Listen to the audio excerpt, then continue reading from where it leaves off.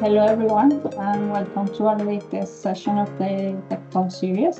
I'm Angelica Blanco from the Musicale team, and we are happy to have you here today to have this discussion. And today we have a special guest, that is Edward Borg, co-founder of Thought3D, the producer of Magigoo and Drywise. And today he will be sharing his perspective on humidity absorption and its effects, a crucial topic that everyone working in 3D printing materials and processes would really like to know more.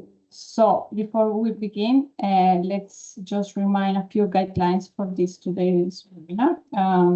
We will have a Q&A session, so you will be able to ask questions at any time during the session. The last 5 minutes we will dedicate to answer your questions. If we can cover all of them, don't worry, you can reach us later on, or we will reply to you directly. Thank you again for being here today, and let's give a warm welcome to Edward, and I will hand the stage over to him. Hi, welcome everyone. Thank you, Angelica, for the introduction. And as Angelica said, I'm co-founder of Thought3D, and today we will be discussing a bit more about moisture absorption and the effects that it has on 3D printing in particular. So this is kind of the scope and the aim of the session: understanding the moisture absorption, why is the problem, understanding a bit about solutions that exist, and ultimately understanding how to get better prints. So we'll go through a brief introduction about Thought3D. What do we do? Why have we created the company? Then we'll dive deeper into moisture absorption, the effects, solutions, and then at the end, there will be time for questions. And at Thought3D, we're mostly known for our Magigoo, which was the first product that we developed and adhesive for 3D printing. But our main aim is to help FFF deliver on its promises and make 3D printing easier and more reliable. And we do this by tackling different areas of issues in 3D printing. So we started with bad adhesion. If you don't have a good foundation, you cannot have a good print, basically. And now we're tackling partially part strength, but mostly material purification, where we're understanding exactly what's happening to the filament during printing, and we're removing that moisture during the print process itself. And as most of you probably know, Magigoo, there are 8 different formulations for the different plastics. They perform differently according to the needs of the plastics. So all plastics are made different, they work differently. Then again, you have different beds as well, so the interaction on the bed will be different for these plastics. And that's why there are different formulations that cater perfectly for those plastics.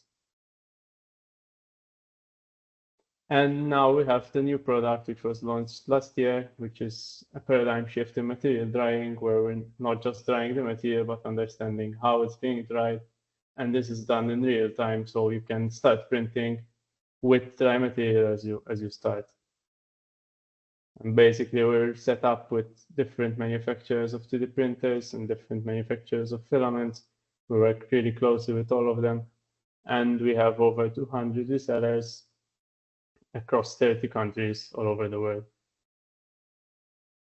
But today we're here to discuss more on humidity, and therefore we define the problem, which is humidity, moisture absorption. And basically most of our polymers, the polymers that we use in 3D printing, absorb water from the atmosphere. And this leads to changes in the material properties. So what happens is you have a H2O bond, a water molecule, which is in the air, which finds its place in between the layers of the polymer, and it joins with a hydrogen bond. And obviously, to remove it from there, once it's joined there, you have to put in a lot of energy to break this bond first. But then you also need to extract this molecule from within the material. And obviously, the thicker filaments, you have a harder time to dry than the 1.75 millimeter filaments, because obviously there's more material through which this molecule has to dissipate. And what happens is that this molecule, this water molecule, actually modifies the properties of the material because it acts as a plasticizer, and it makes the material softer, and it makes also the material want to flow more. And this could cause extruder jams if it's extreme. So if you have like PVA or nylons where the material can become really flexible, and this can cause an extruder jam. But more probable than not, it will definitely affect the thermal and melting properties of the filament itself. And we have been testing multiple filaments, and even if they're stored correctly at the manufacturing stage, couple of months probably pass since when they were manufactured, where they sit on a shelf and they are still absorbing moisture. Even if sealed in vacuum bags, they still absorb moisture through the plastic itself. And ultimately what happens is you open a new spool and you go to print and you realize that it's not actually printable, or the results are not what you had hoped for. And this happens because from our testing, for example, we found that over 50% of the spools that you open have a moisture content higher than 0.5%. And this happens quickly. So even if it's not at 0.5% when you open it, but you start using the material, if it's not stored correctly whilst printing, this can absorb moisture in a couple of hours. So we've seen that in a couple of hours, it absorbs greater than 0.5%. Then obviously the rate slows down, but in days, it's practically like a sponge. It's absorbing so much moisture that you cannot print with it for sure. And actually to remove the moisture then from the material, it takes quite a number of hours. So even when you read on data sheets, they tell you at least 4 hours. We've seen that in the majority of cases, 4 hours is definitely not enough, and you need at least 8 hours. But the majority of filaments, especially if they have been sitting outside for more than 1 or 2 days, you would need at least 24 hours to get them to a printable state. And again, drying is not traditional drying, at least. So when you put a filament in the oven and you're drying it, the process itself is not very consistent in its nature, because you're drying the outer layers first, and then the heat has to penetrate the material in the inner layers, and this forces the moisture from the inner layers to dissipate outward. So as it's moving out, this inner layer takes much longer to dry. So you get a dry material on the outside, but it's still wet on the internal. And again, apart from this, on the filament, you have a filament spool. So this happens also on the spool in general. So you have the few layers which are probably dry, but internally inside the spool, you still have material that is probably very wet. So there's an amount of guesswork that you have to do. So you put it in the oven, you dry for 4 hours, take it out, try printing, and it's probably still wet, and you have to do this until you realize that now it's okay to dry. But on the other hand, you cannot put it in the oven, leave it for 80 hours and say now it's definitely dry, because then what happens is the opposite. So when you're trying to extrude a material, and this is, for example, this data is from injection molding, and you can see in this graph, there's the injection pressure that is needed versus the moisture, percentage moisture in the material itself. So the lower the moisture content in the material, the lower the viscosity of the material. So you need more pressure to push the material out. So if you take this into the context of 3D printing and we dry it to a very low percentage, then what happens is when you go to extrude the material, the flow will not be consistent as was previously. So there is a sweet spot where you have to keep the filament in that sweet spot to get the best results for your prints. And actually, the effects of this moisture can be heard and can be seen because as the filament is melted inside the heat nozzle, the heat hot end, what happens is this water moisture, these water molecules try to expand, they change into steam, try to expand and try to escape from the material.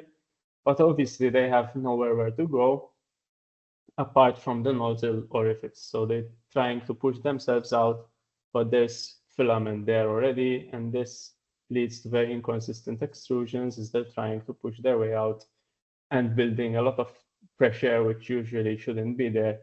And this leads to different extrusion widths and whatever you may have, and also to bubbles in the print itself, so voids in the print itself. And this can be seen through poor surface finish, stringing and oozing, reduced dimensional accuracy, and overall inferior part strength due to the presence of these voids in the prints themselves. And from our testing, so we can see that, like, if we take nylon, this is nylon 66, and at 0.5%, higher than 0.5%, you start seeing actually visibly these effects of moisture. At around 0.75%, we consider this not very capable to being printed with. 1%, 2% or higher, it's basically you get Swiss cheese, not prints. Whilst with carbon-filled or glass-filled filaments, at 0.5%, it's already not something you would want to print with.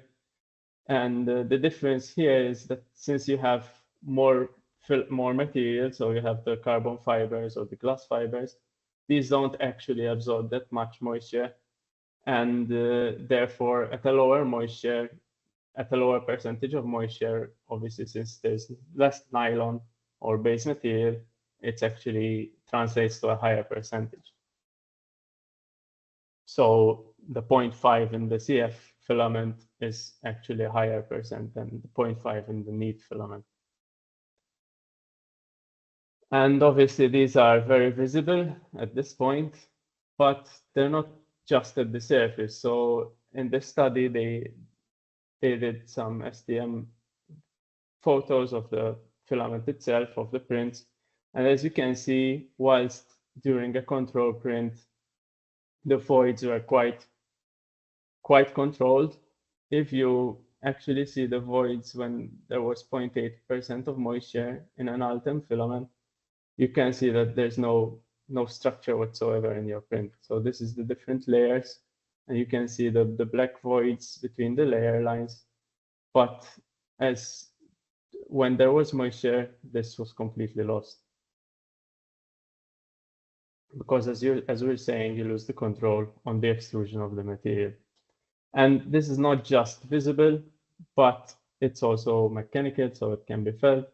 And we did some material testing where we printed, obviously, nylon samples, and we tested these in a tensile loading. And we found that when the filament obviously is wet versus when it's dry, the strain, ultimate tensile strength, and Young modulus are all reduced when it's wet versus when it's dry. So it's not just a visual thing that you're seeing, but it's also mechanical. And obviously here you can appreciate the testing has to be done in two different manners. So we tested the parts when printing it in a parallel to the loading, and we're printing it perpendicular to the loading. And this is obviously to test for the layer lines, because if you're testing across the layer lines or with the layer lines, this will vary the strengths and the testing that you do. So here what was interesting is that with drying, obviously you see better results, but also with inline drying, we saw a slight marginal improvement over oven drying. And this could be also the result of the better control on the material drying, but also to the fact that as it's standing there while printing, the material is already absorbing moisture. And this is the same for parallel, obviously when testing in parallel. So we're testing in the lines against the layer lines. So here the distance is the difference between the tests is not that much, but it's still quite impressive. And obviously there already exist some solutions to these issues, and we can go through them. So we have what is known as material cabinets, where we're not actually drying the material, but we're keeping it dry. We have dehydration, where we're actually trying to pull the water molecules, but this only is effective if the material can quickly release this moisture. So this won't happen with, for example, nylons, because they don't like to remove the moisture, they like to keep it. So there you need some form of heat where the heat has to break down that molecular bond. And that's where normal ovens come in play, or desiccant ovens, where you have that heat which is breaking down that hydrogen bond, and this molecule, even thanks to the excitation that the heat is also providing to the filament, this molecule can leave the filament and either be captured by the desiccant or is left to go out of the oven of the material by normal convection. And then on a different scale, we have Drywise, which is an inline desiccant heating up oven kind of, but it's inline. So you're doing this to just a portion of the material instead of heating the whole spool at once. And obviously you can see the difference. It's night and day. This is Jebel filament, and it was 2% moisture by weight. And this is with the Drywise off versus the Drywise on. Again, here, this is a Luvocom material where it's just switching it on and you start printing and it's drying it in real time. And here you can see how this happens. So what you're doing is just taking a strand of filament, passing it through the device, and as it's passing through the device, it's getting heated, but also we're pushing very dry air, which is fed over a desiccant to remove all of its moisture.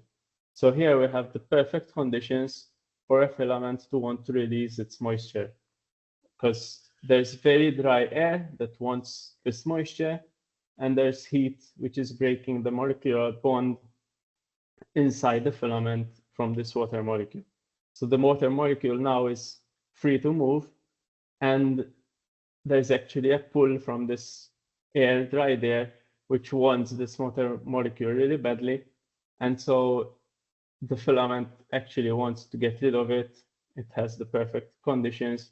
It gets rid of it, goes in the air, which then becomes wet, saturated, and we're cycling this air over the desiccant, which again gives the water molecule better conditions now. So the water molecule decides to stick to the desiccant, and we recycle this air, which is now again dry, and this process goes on and on and on. So we're reheating this air, we're passing it over wet filament again, and this process continues until the print is on go. And what differs this technique rather than oven drying, for example, is that we have sensors that are all the time understanding what is happening during the drying cycle. So we know that X amount of moisture has been released from the filament, so we can stop the drying process for this filament. Or if a new section of filament has come in, then we continue drying depending on what's happening. Rather than when you're putting it in an oven and you take a guesstimate and you say, let me just dry it for 4 hours or for 8 hours and then see what happens after that.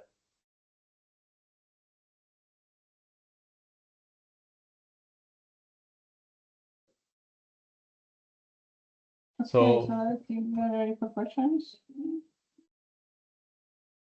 If anyone has any question, please write it down on the Q&A tab.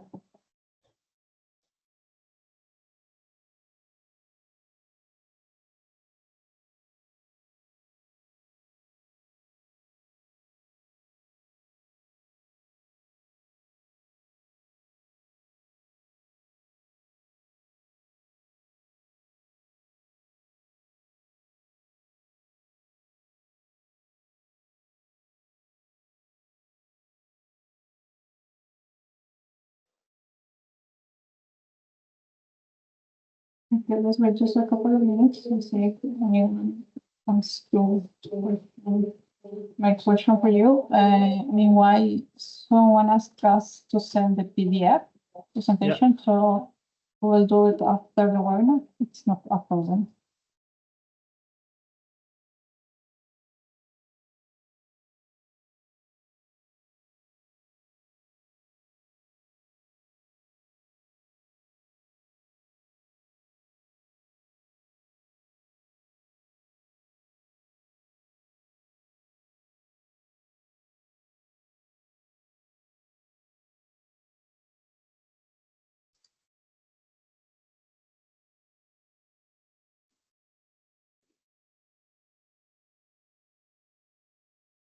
Okay, so we have received some. To answer Andrea, so on the mechanical testing, all the tests have been done with 2% filament. So the testing was, I can maybe show you. Actually, what we can do is I can share the white paper as well. There's more details in on the mechanical testing if you're interested. So they're basically done with 2% filament, which was printed wet as is, printed with Drywise and printed after dried in the oven. And then before the tests were done, these samples were conditioned according to the testing specifications so that they get the equal amount of moisture back again before you test them. Which materials absorb the most moisture? So obviously nylon is very sensitive, especially nylon 6. And apart from this, obviously support materials like PVA and BVOH. But apart from just the amount of moisture that they absorb, so you have materials like nylon where we're saying that they absorb a high moisture content, so 3%, sometimes even like 7%, depending on what kind of additives there are in the material and what not. And this is obviously percentage by weight. But apart from this, then you have materials that even though they absorb very minute amounts, like 0.1%, this already shows a huge impact in their printing. So like, for example, PPSCF or PC, the moisture by percentage by weight is very low, but a very low percentage affects the material really badly.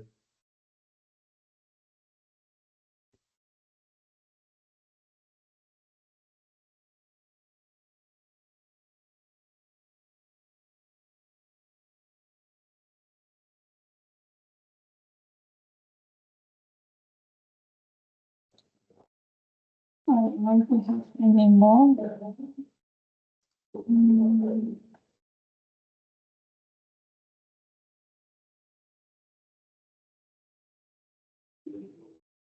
Yeah, so does moisture affect the printed object other than the filament? If yes, in which ways? So if you're removing the moisture before you're printing, obviously then it's not going to affect during the print, but after the printing has happened. So for example, if you have a nylon print, the part itself will still absorb moisture. So if you have a part which is printed in nylon, this will over time still absorb moisture and become eventually ductile again. But this takes a couple of days still. So what end up being done, for example, in injection molding, is that they dunk the part in moisture so that it immediately gets the end properties, basically.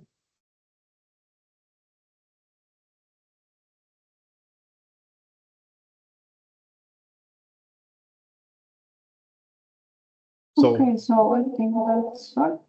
I don't know if anyone else any more question or you wanna go in deep with something else. I don't know. maybe just a small point on the last question, maybe. So the second part, when it's the part that's reabsorbing moisture, is not an unwanted effect, especially in most cases at least. But when the filament has moisture and you're processing it, that's obviously unwanted because you lose the control on the processing that you're giving it.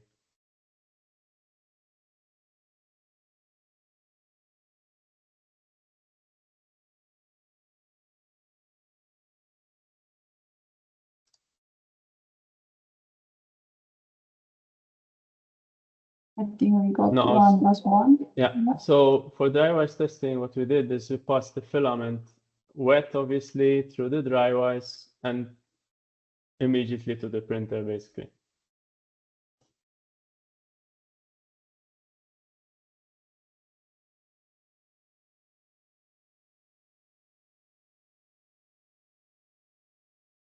Okay, so I think that's all for today. If you have any more question in mind, just please write us later on. We will reply you via email or by phone. So thank you very much, Edward, for the presentation. you. It was really interesting. And we remind you all that we will have the next webinar next Wednesday. It will be about resins and way to use it instead of plastic. So please keep in touch with us if you wanna have more information about all these additive manufacturing discussions we are having together with our partners and university. Thank you very much once again and see you next time.